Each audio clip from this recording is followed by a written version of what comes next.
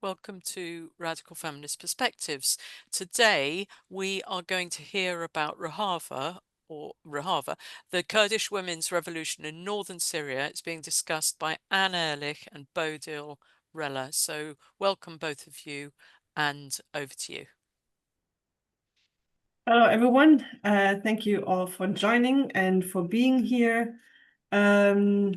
Well, the Sunday seminars here usually are on feminist theory.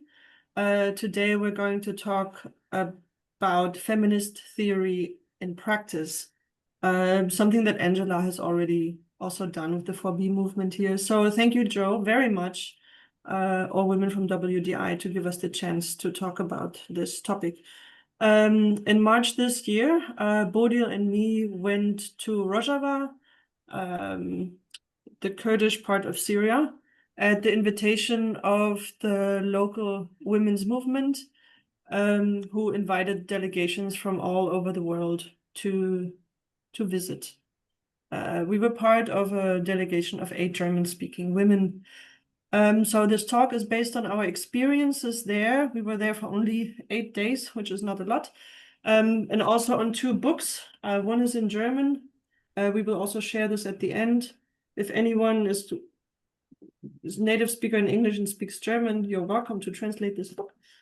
It's very good. And also this book in English.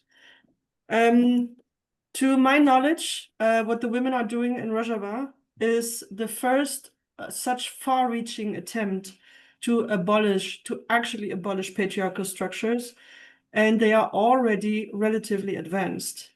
It's really a bit like poetic justice, because they're situated in Mesopotamia. So what is happening right now, from my point of view, is basically that patriarchy is being dismantled where it was first institutionalized. So this is a very important step that is happening for women globally. Even if we know and understand very little, we find it super important to share some of the knowledge, to spread the knowledge across feminist movements, women's movements worldwide.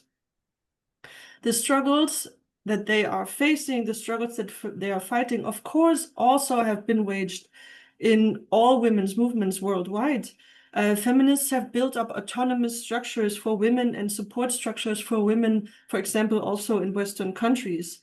But these always remain, until today, embedded in the larger system of male domination, and are therefore still linked to female powerlessness and male superiority. So, for example, we have women's shelters, yes. We have lawyers for women, yes. But in this context, we are fighting a patriarchal jurisdiction. So what has been achieved here in the West is still far from the ideal. And this clash of what we want and what we have is also something that characterizes our work, which is very different in Rojava. Something about the wording, the word jin means woman in Kurdish. So you might know the Kurdish women's movement slogan, Jinjian Azadi, women, life, freedom. So whenever you hear the word jin, it's going to refer to a woman's structure. Dear women of Congress Star, we know that we cannot do justice to your movement, but we will try. And Joe, if you can pull up the first slide.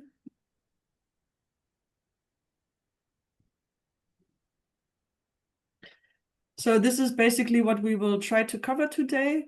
First, Bodil is going to give some history, geography, geographical background, and some infos about the current developments in Syria. I will talk about the structure of society, and then we both will talk about specific women's structures that we have visited, and we will end on a takeaway message, on our takeaway messages, if we can manage so far. So over to you, Bodil, and Joe, you can take down the slide. Thank you, Anne, and hello to everyone. Before I start, I also want to say that this experience was quite overwhelming, and to try and present what we have learned and experienced is going to be hard. because there was just so much presence and joy of women in the movement there. And yeah, we'll try our best. I will try now start with giving a bit of background. Where did the movement come from? How did it evolve into what it is today? Yeah, Rojava means the West in Kurdish and is part of a larger whole. So that is Kurdistan, where the majority of the population is Kurdish and is spread across 4 states, namely Turkey, Iran, Iraq, and Syria. And we're focusing on the Syrian part of Kurdistan. And the part that is now called the Democratic Autonomous Administration of North and East Syria, also with the abbreviation DANES, if you see it online somewhere. It's a multi-ethnic society where Kurdish people, Arabs, Assyrians, and Yazidis live together, and many more ethnic groups. Now I will go back in time, and you can put up the next slide to help you through this, because it's going to be a lot of content. Just giving some anchor points. You don't have to really know which year was what. Yeah, the first emergence of this movement, or the roots, may lie in the Kurdish liberation struggle, which was waged against oppression and for cultural and linguistic and political rights in the 1970s. Women played a central role there by training in cadre schools, by organizing themselves politically and socially, and fighting against role models, and also social roles. Yeah. The demand for equality of the sexes in all areas of life was included there already. In 1993, the first autonomous Kurdish army, women's army, was founded, which meant a break with patriarchal structures within the movement. In 1998, then the ideology of women's liberation was integrated as a central principle of the political struggle. And then in 2000, a paradigm shift from the idea of a Kurdish nation state was abandoned in favor of the new model, the so-called democratic confederalism. It relies on a few central principles, namely a grassroots democracy, women's liberation, ecological sustainability, and also the equality of ethnicities and religions.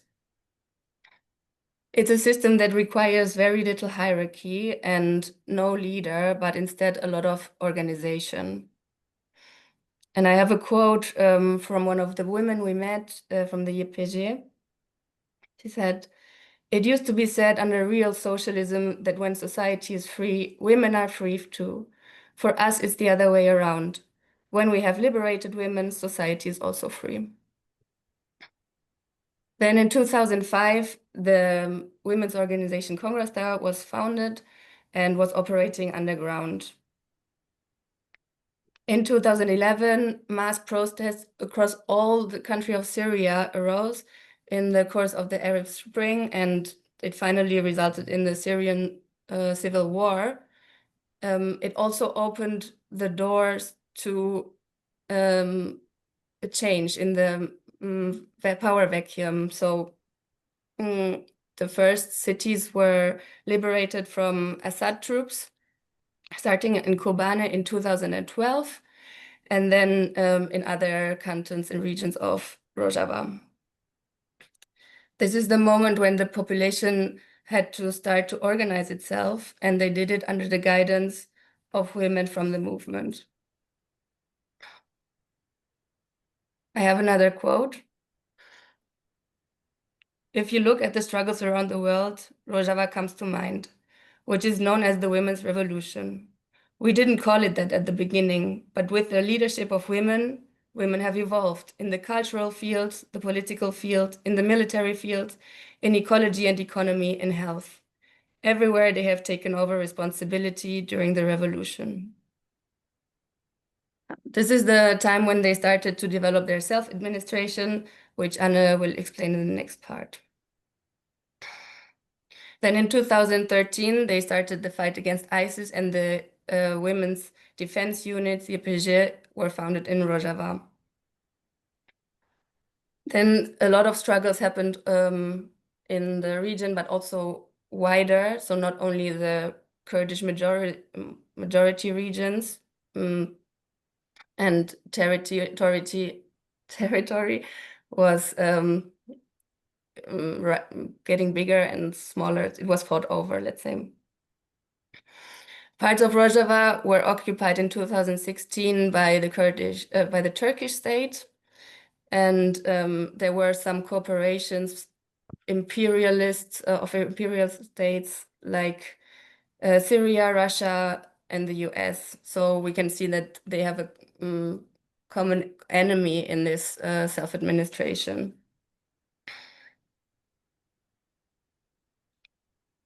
Now, Joe, you can show the next slide, where we see a map of current Rojava, and in the red dot, the red blot, we see the outline of Syria, and so we see how the self-administration is today, and in the red lines, there's a Turkish occupation.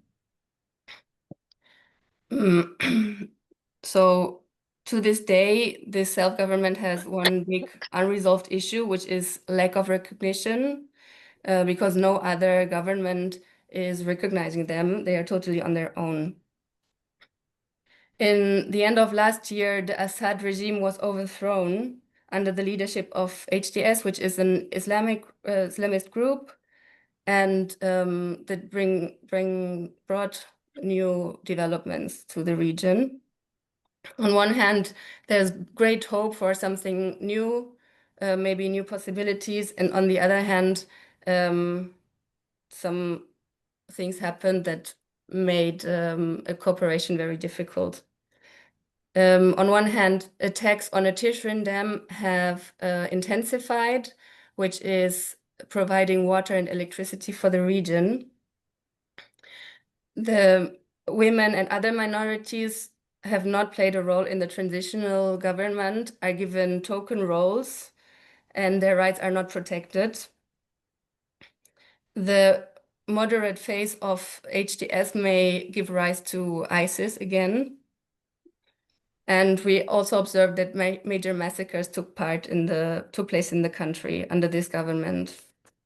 However, the need for peace is a driving factor in the cooperation now, and delegations are sent to Damascus for negotiations. And so while we were there was also an agreement. It was a military agreement that was done on March 10th. And they are working out the details till the end of the year. In Rojava, or the self-administration, there were demonstrations against the transitional constitution, demanding for women's rights to be included. Then dam bombings have stopped in April, and the HTS and the local forces agreed on joint control, and then there was a demilitarization since then. And now there are a few very new developments, because these negotiations between the governments are stagnating again since the removal of sanctions against Syria. We can observe that this interim government is not so dependent on international or local cooperation, more local than international. And the negotiations to our the attacks of Israel on Iran. And this was when I wanted to read the quote on the slide. Sorry. Can you show it?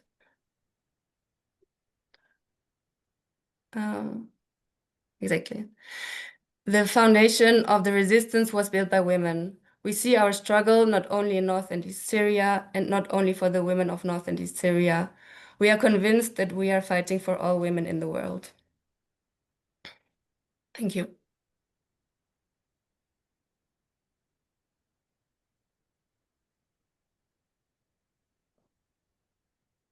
My turn? Yeah, I'm sorry. Okay. Yeah, so as you can see, a lot is happening right now, and I mean, it's clear that we visited a region that is war-torn, and women are really unsure what's going to happen next with the regime in southern Syria. But it was very clear when we were there that the women are absolutely ready to fight, and they're not going to put up with anything less than what they have achieved yet. So the question is, what is it that they're fighting for? Like, why are they so ready to do this? So I will talk about the social contract, or the charter of the social contract, and the social structure. I will do this briefly, but I must say it is super complex. It's not complex, it's super complex. Because the structure is not top down but bottom up, it's like a living organism. So it's very adapted to humans, to their needs, how humans are. They're always changing, everything is connected. So the system is also always changing depending on what is needed. Everything is connected to everything. No part rules over the other. So it's really difficult to explain or understand. It's important to know, considering the history, those structures have not been just put in place. There's a long history since the 80s of moving from house to house and trying to bring politics into the people's minds. Right now in the autonomous region live around 4 to 5 million people. So the lives of 4 to 5 million people are organized according to those principles, which is a lot. Usually it's always said like, this is too many. Maybe you can organize a village or a small city, but no.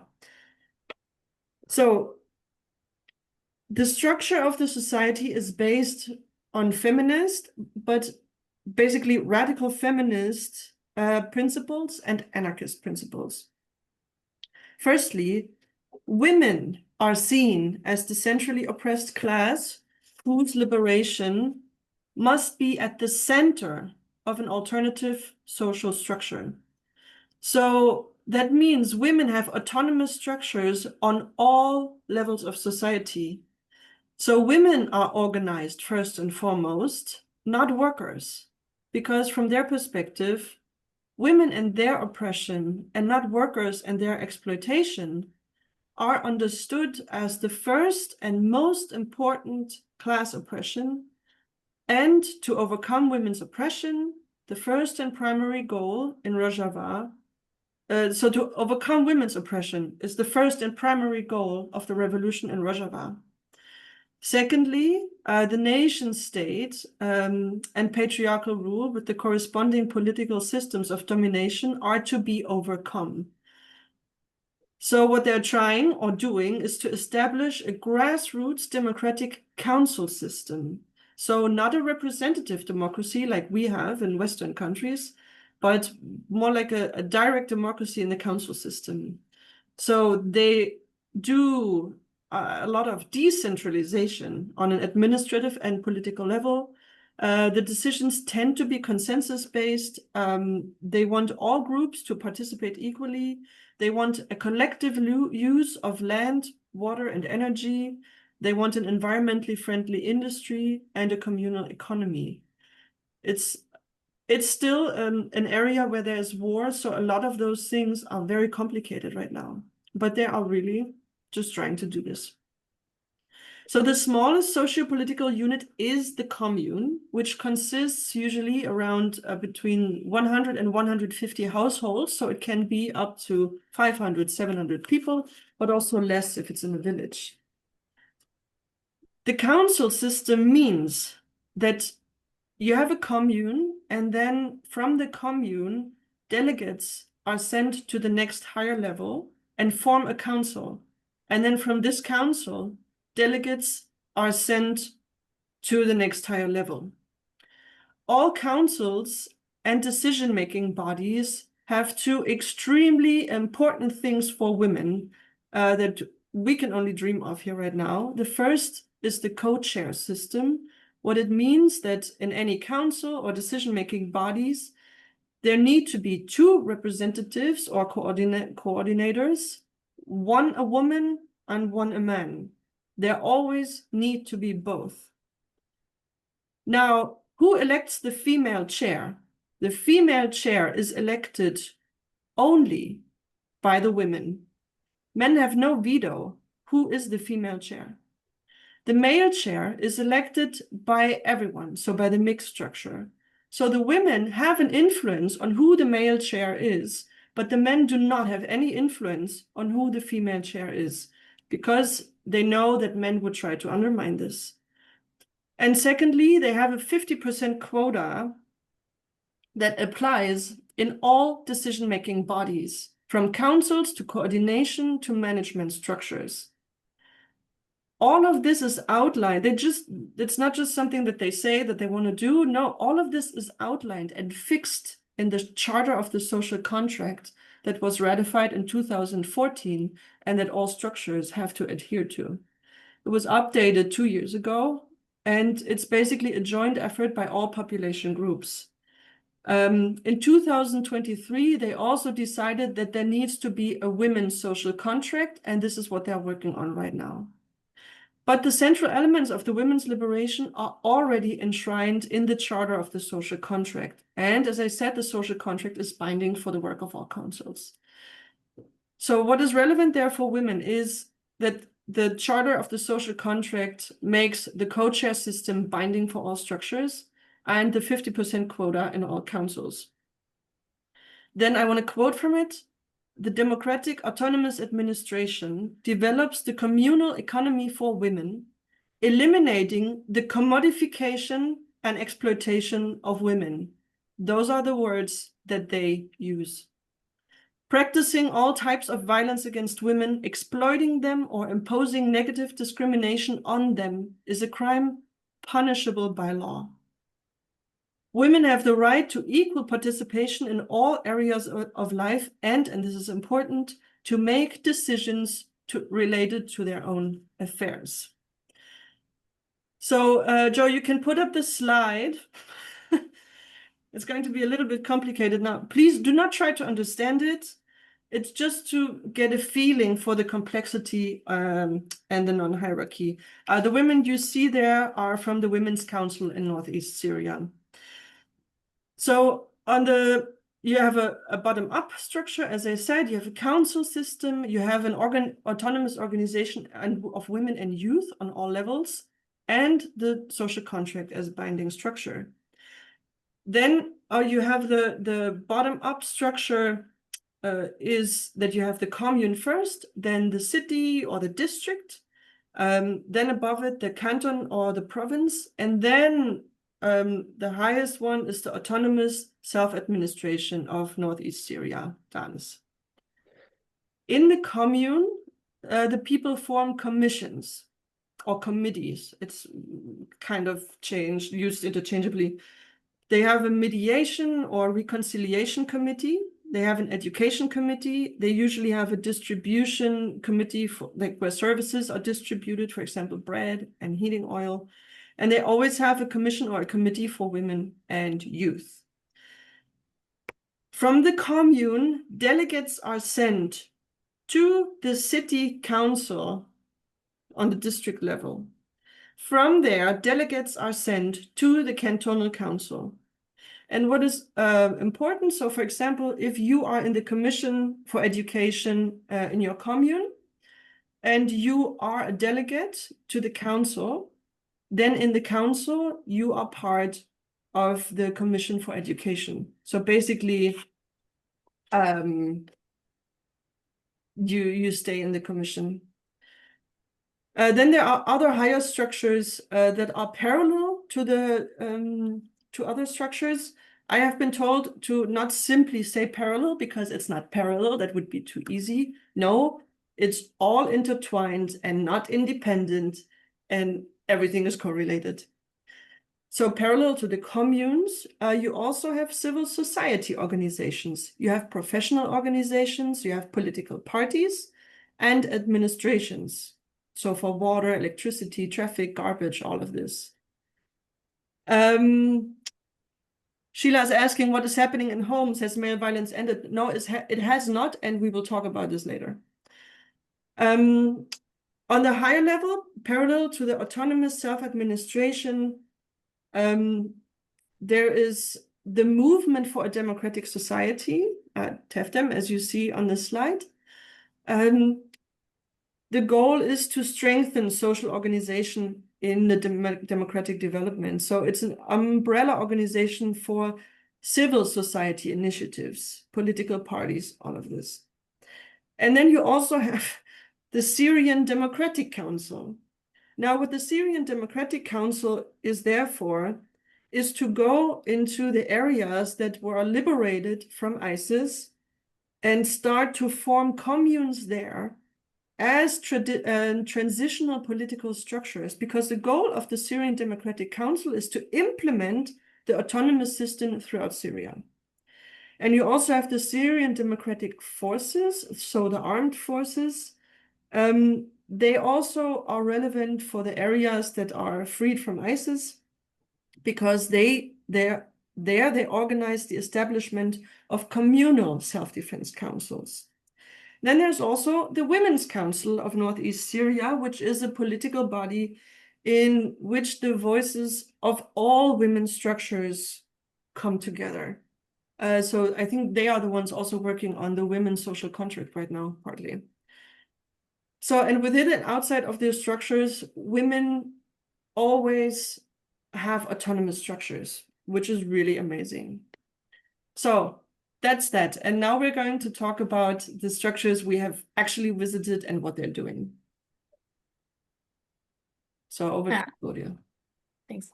I will start with presenting Congress DA, which is the organization that invited us, and that is the umbrella organization of all organized women, where all these women are part of it as individuals, and they are present in all autonomous structures for that reason. No? So there's a mutual relationship.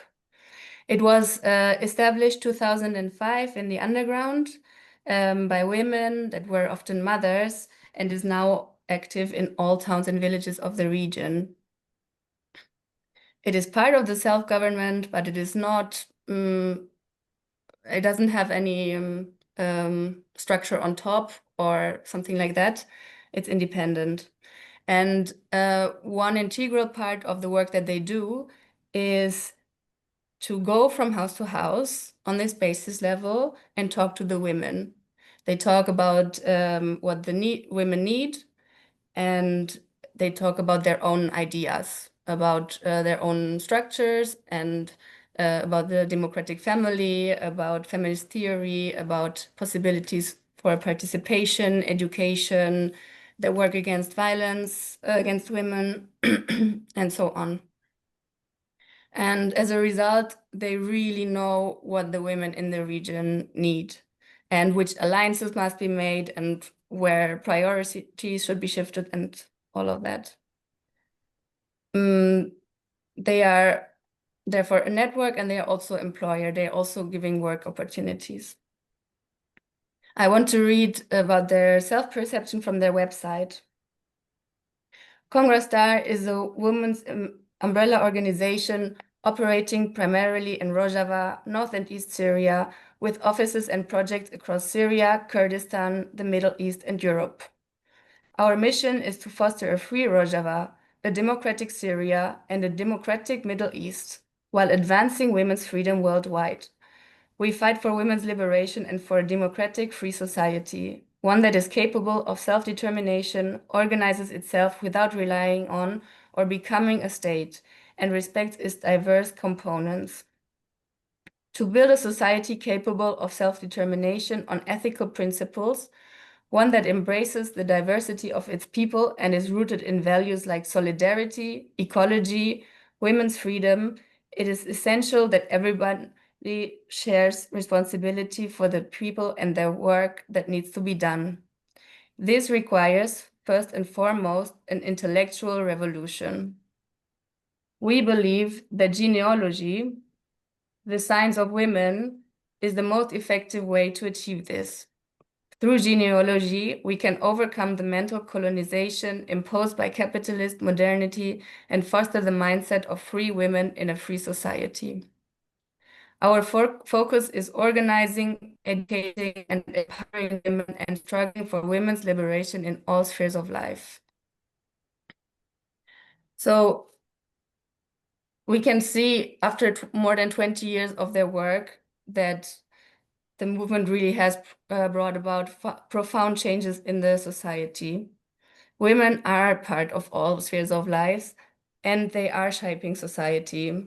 And there's so much more that is done that we can in any way introduce you to today. The Congress Star is also sending representatives to Damascus for negotiations with the government there. And they are aware that this progress is under threat. And they say, if HTS becomes stronger in Syria, this creates space for ISIS. This endangers not only the women's structures, but the whole world. And now we want to show the slide with some pictures from there, so you have an impression. And there's another quote. Congress staff feels responsible for all women, regardless of their mentality, in order to lead the fight against the patriarchal mentality together with them. It says a lot. Yeah, thank you, Joe.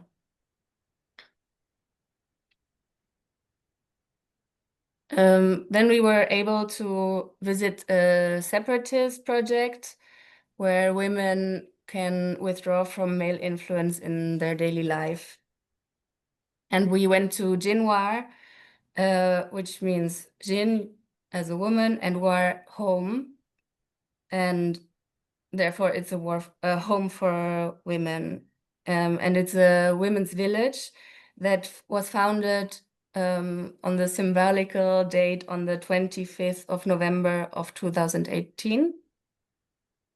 And it was supported by the Initiative of Genealogy, which is the women's sciences, where they study women's history, women's liberation movements, and they study how a better society can be built. They have a faculty for these sciences in Kamishlu. And yeah, it can be studied, and they are doing research. And in this place, in Jinwar, this village, they are putting it into practice. Yeah, it's a place that offers protection, creates community, and gives new perspectives by women, for women and their children. They have included ecologic and collective principles into this village, and it's based on the social contract, of course. The houses are made of mud and clay, which is an eco design, and is storing heat in the summer and coolness in heat in the winter and coolness in the summer. And today around 30 women and children live there, while there's space for more. There's some fluctuation because probably it's not so attractive to live there due to the proximity to the Turkish border and the Turkish occupation. The daily life in Jinwar is organized collectively. They have communal areas, but also separate rooms for each family. And the tasks that need to be done are shared. Cooking, taking shifts in the watch, growing vegetables and herbs, keeping goats and sheep, baking bread, and making traditional herbal medicines. So it is needless to say that the village economy is also shared. They have a health center, a school, a store, and a communal bakery. And they have a lot of structure for learning. They have fixed times for reading, for handicrafts, and also for the resolution of conflicts. Education and development is at the center of this village, and it is not only meant academically, but also politically, and especially in terms of raising this self-awareness or self-consciousness. They also have an own word for it. It's called Schwebun, and it means something like becoming oneself. Of course, the village structure is based on this consensus-based committee system. They have a women's council, a general council, and no committee, no? Anna? Committee. Not a And council. not a council. And women's, mixed, and youth committee. Yeah, so the young people can also decide for themselves what is important for them. Yeah, then I want to show the slide, please.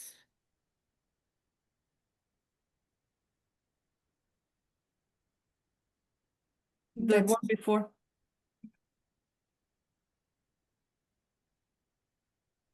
Yeah. And the quote. It's about the understanding of this Schwebun principle. It's about becoming yourself. Are the thoughts that I have really my own, or have I adopted them? Where do the problems in society come from? Where do they have their origin? The principle is that every woman seeks freedom, and in order to be able to develop this, the first step is to know yourself and, what is it? To develop your own will. Thank you.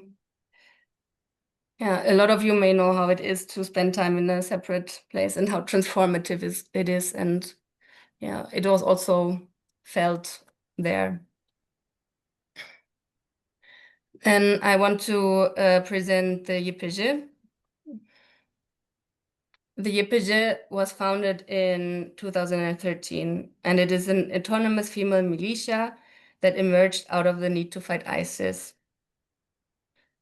There are women from all ethnic groups of the region and even international volunteers from Europe, Latin America, Australia.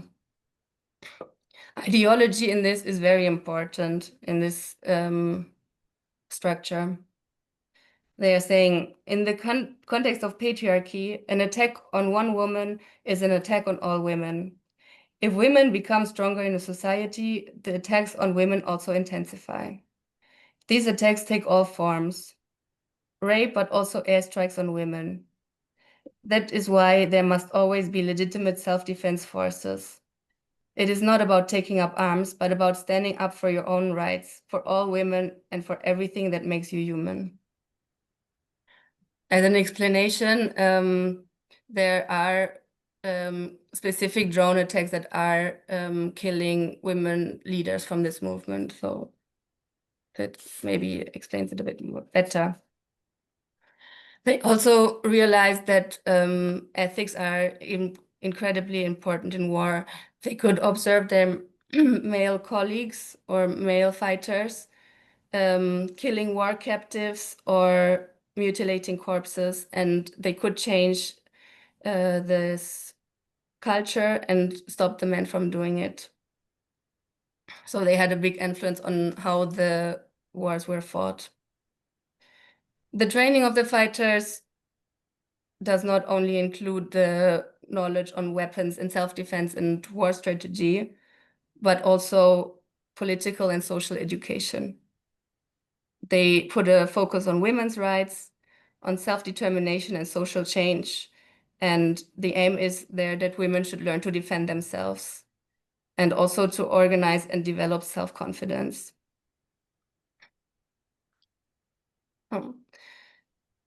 They are fighting against external forces like ISIS or the Turkish state, but also against patriarchy. where women are supposed to be silent, obey, and disappear. Yeah. They also always say that their fight is, or their way of fighting is not militarist, but a form of self-defense against external attacks, as I said, and against fear, dependency, and powerlessness. Now, please show the slide. Joe. And there's another quote. As women, we don't like weapons and war. Every living being, including human beings, when they are attacked, they defend themselves. That is the right of self-defense. This is a form of self-protection, and it is in this context that we see, I cannot see it.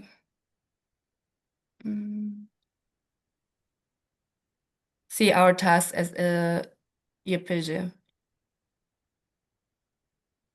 Over to you, Anne. And thank you, Ojo. Yeah. So I'm going to talk more about the parts of the justice system that we visited.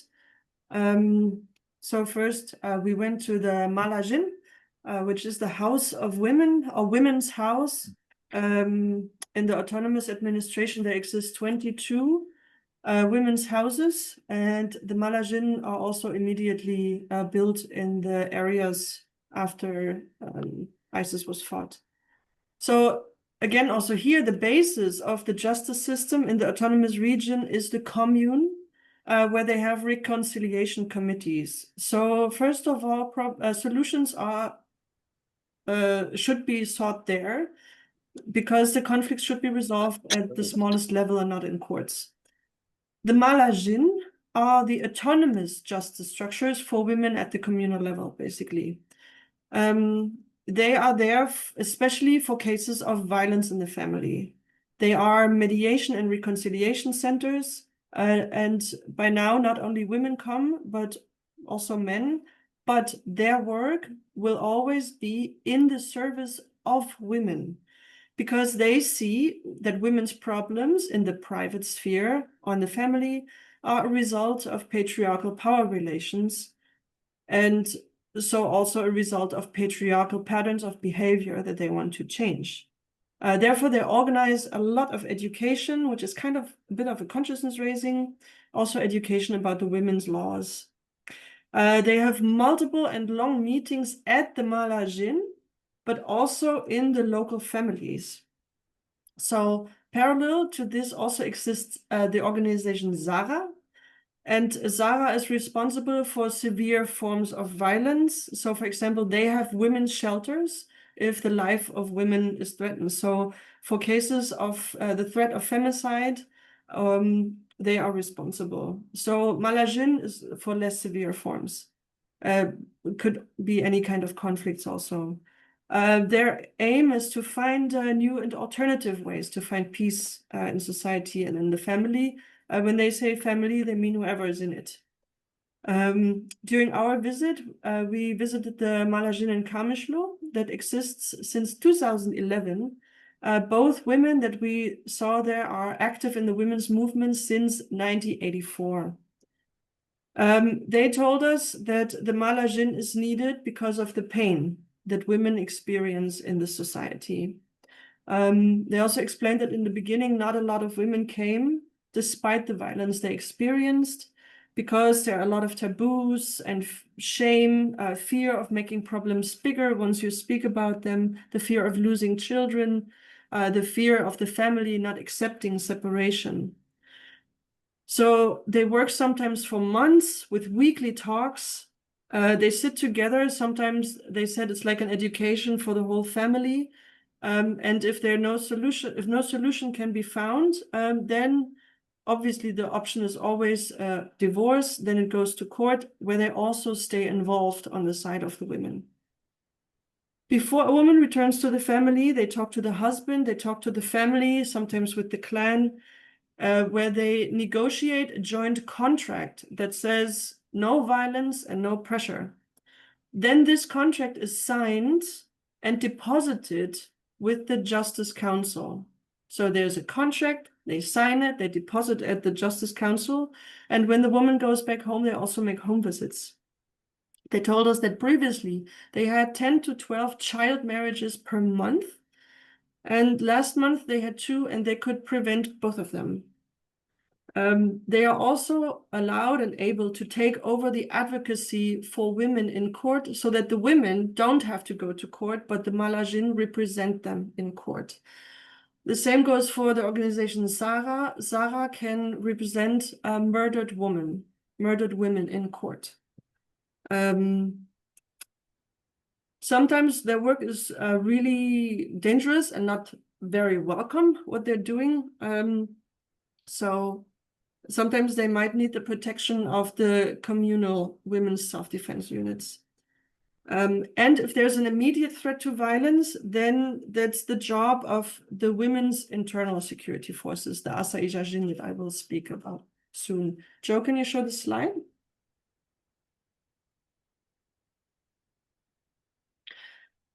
So those are the women that we saw, and what one of them told us, they really fit to their work. So also our knowledge of how systems change and not change. So what exists in Rojava, of course, is that women and men take on work together. There's the co-chair system, there are the quotas on a structural level. But this equality on a mental level is a different issue. It is important to also work on the mentality that brothers, uncles, and sons also acknowledge that women are people of equal value, and also acknowledge this mentally. So there's clearly a clash between what is done and achieved in the structures and what the women still fight with in their everyday lives and what they're trying to change. Thank you, Joe.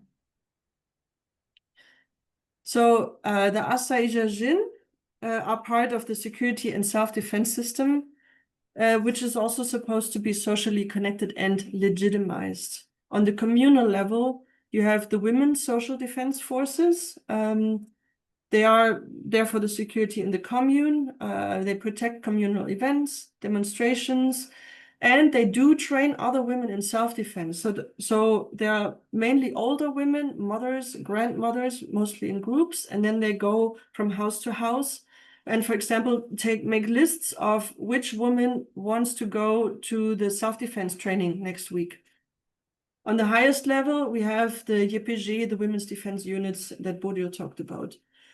Now I'm going to talk about like the middle sphere, which is the Women's Security Forces, the Asaijajin. They worked very hard to be taken seriously. And in the beginning, for example, they were laughed at checkpoints.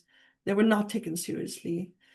Generally speaking, the Asaij, so the mixed group, are there to protect the population and the cities.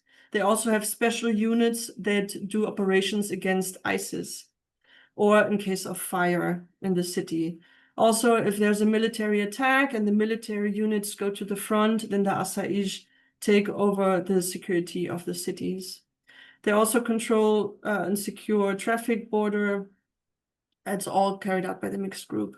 They do not represent any state power or interest group, and their task is to contribute to solidarity. They are also bound by the Charter of the Social Contract and decisions of the commune. So the autonomous sector is responsible for the protection of women, especially. So when there's violence in families, when there's domestic violence, but also if a woman is arrested, the Asaijajin go in, because no men are also allowed to question women. So if there's domestic violence, the women come. I find this really amazing and securing. The autonomous sector exists since 2013, and in the beginning, there were just a handful. Now there are more than 3,000 women. They also have their own shelters. So if women need to have a safe space so that men don't commit any violence against them, they can give them a safe space for like 24 hours, and then other structures with long-term shelters will take over. They receive at least 45 days of training, and that includes, as with the DPG, and ideological education with the focus of women's liberation. And they have monthly meetings with Congra Star, with Mala Jin, with the communal women's forces and the YPG. All of them get together monthly to report on their work. Joe, can you show the slides? So those are a few of the Asaish, and they said, we are seen by society as protecting them, that we are there to protect women who experience violence. We are a force in our own right. There are many women who see this as an ideal. You protect us, you are there for us, we want to be like you. At the beginning of the revolution, there was no trust that we as women would also guarantee security. But now there's trust from all groups in society because women from all groups are becoming part of the Asaish. Thank you, Joe. And the last thing that we want to talk about is I want to talk about is the Women's Justice Council. To understand what the Women's Justice Council does, or all of these structures, it's important to know that there are women's laws that were ratified in 2014 and had been discussed in all of the women's structures for about a year beforehand. They are currently being revised because the women said that there are still some mistakes and they were in a great rush at that time. And also there's stress that a lot of educational work is still needed to have a greater acceptance for the women's laws, because culture, traditions, and religion all go against those ideals. I want to read part of the introduction of the women's laws to see how it's written and where they're coming from. Because our societies are ruled by the masculine principle of domination, women face many political, social, economical, cultural, and psychological problems. This affects women as a whole, degrading and violating her rights. Patriarchy opposes the development of women due to many laws, leading to the continuation of an era where the role of women has a negative impact not only on women, but on society in general. Apart from this, there are many other problems that make women's lives difficult.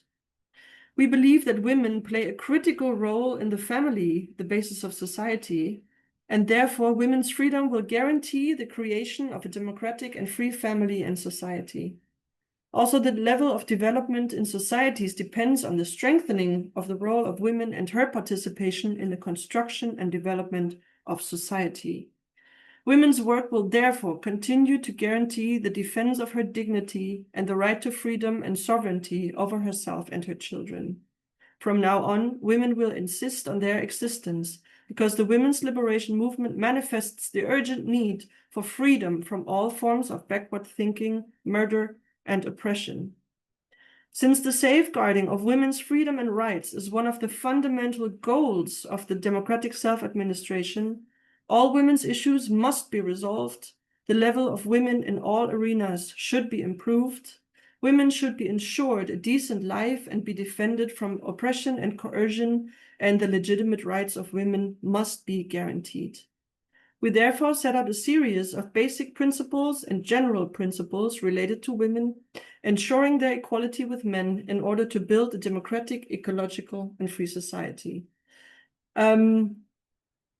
So, for example, in the women's rights, it says women have the right to organize in political, social, economic, cultural, and defense institutions within the parameters set by the social contract, so autonomously. It's in a law. Marriage without the consent of the bride is prohibited. The elimination of the bride price dowry system, because its aim is to make women into commodities. Men and women are entitled to an equal share of inheritance, which will be regulated by inheritance law. Whoever commits an honor killing of a woman is guilty of a crime, and he will be punished under the law of murder. Violence and sexism against women are prohibited and are classified as crimes. The marriage of girls under the age of 18 is forbidden. The custody, this is very important because in Germany, this is such a mess right now. The custody of children in case of divorce is with the mother until the children reach 15 years of age. Afterwards, it is the right of the child to choose to live with either the father or mother. It is the duty of both mother and father to care for the children. And the last one, if a case concerning women or the family is being heard in court, a representative from women's institution is required to be present. The opinion of this institution should be taken as priority. So this is I mean, we all know laws are not necessarily what people do in real life, but it's a big difference if you have a law or a social contract that backs your life and your activism, or if in your activism you also have to fight against all of society's laws. So they have laws that back them up, and what they have to deal with is the mentality in the society and to change this. So the Women's Justice Council in Jazeera is where we visited. They told us that in their justice system in general, this is also remarkable. In their justice system in general, male colleagues cannot make decisions that affect women without female colleagues. That means that decision-making power of women in the justice system, when it affects women, weighs more because they say the male way of thinking puts women at disadvantage. If you have decisions by a judge, it needs to be confirmed by the council. And if it concerns women, it is discussed in the Women's Justice Council, so that then the women can act as a united voice in the mixed-sex council. So in practice, that means the women have such a strong voice that usually what they propose is done. And they don't say this with a lot of pride. They just say it matter-of-factually. There are also, therefore, if there are loopholes in the law. The Women's Justice Council consists of representatives from the Malajin, the city's reconciliation committee, the female chair of the Mixed Sex Justice Council, women from the Azerbaijin, and the Women's Committee, and they meet monthly and are about 100 women on this level of society. And their objective is to discuss cases of violence against women and to discuss the difficulties and struggles that women face in the respective areas in society. They organize education and meetings, and they discuss the implementation of women's laws and make proposals for legislative changes. They are basically the organized resistance against the patriarchal perspective. And what they are concerned about very sincerely, and it's like a very sincere question and important question, how can society, especially women, be convinced of the women's laws?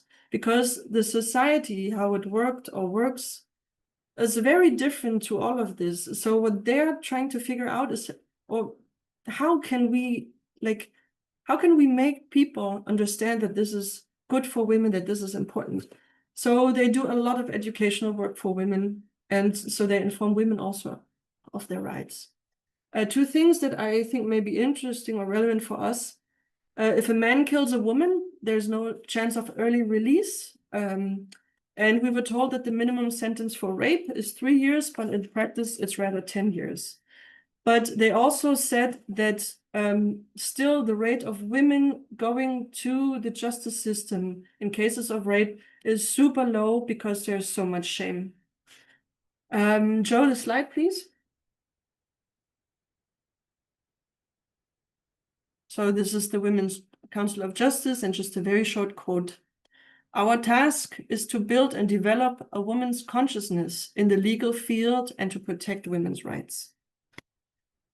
So if you give us 5 more minutes, then we can briefly talk about what we have learned or what we thought is important.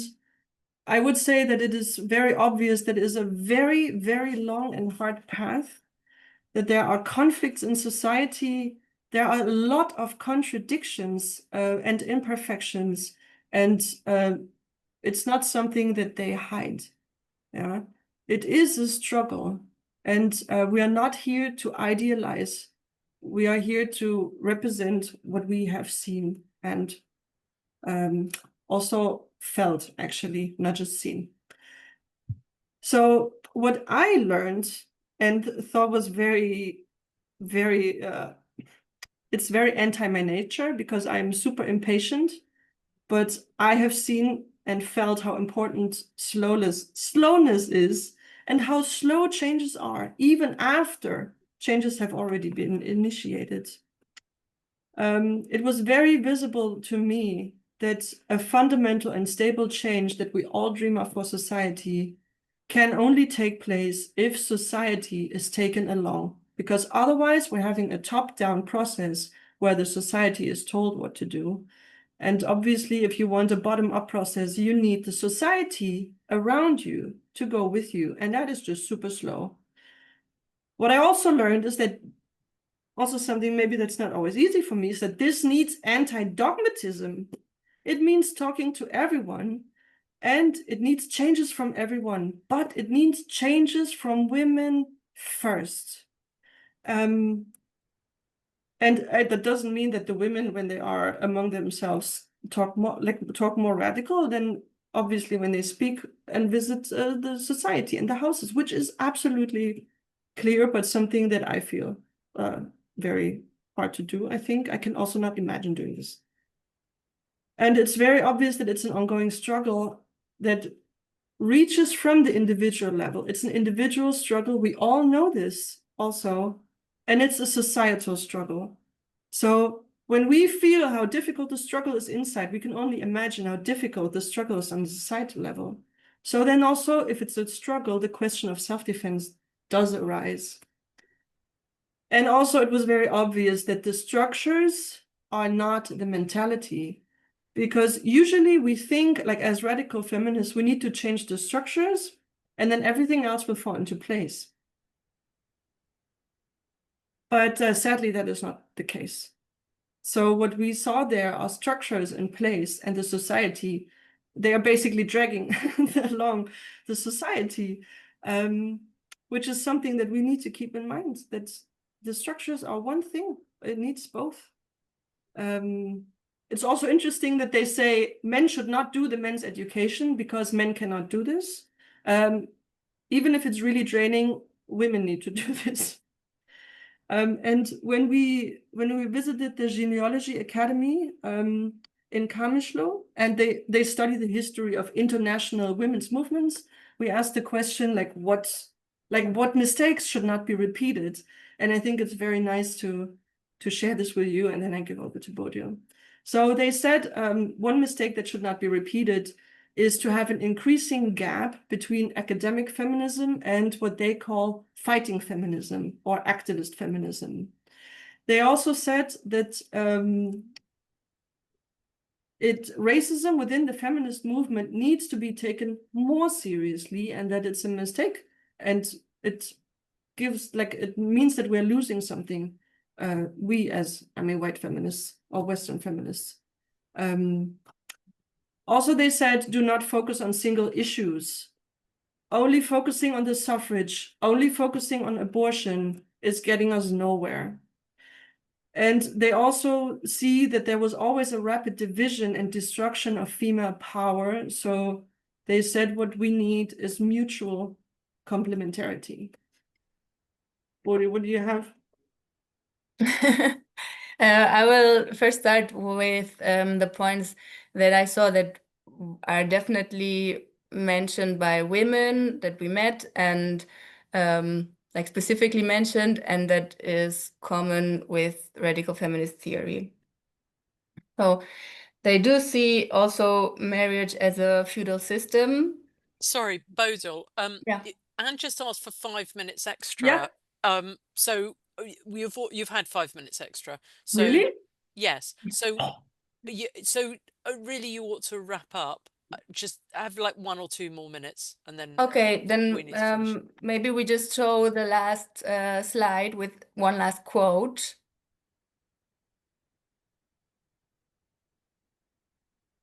And then we show the last one. Yeah. That's what the one woman from the Genealogy Academy said. That's what the patriarchal system wants, that we don't come together, and that is exactly why we need it. it is important that we maintain good relationships with each other, that we learn from each other, that we complement each other, because otherwise we are too few in our struggle. And I think we can feel it sometimes. Yeah. Yeah, and then we have a last slide with books or something. So if you see the presentation online, then you can just click pause and look at all of this, where you can, you know, inform yourself also more. Thank you all. Thanks.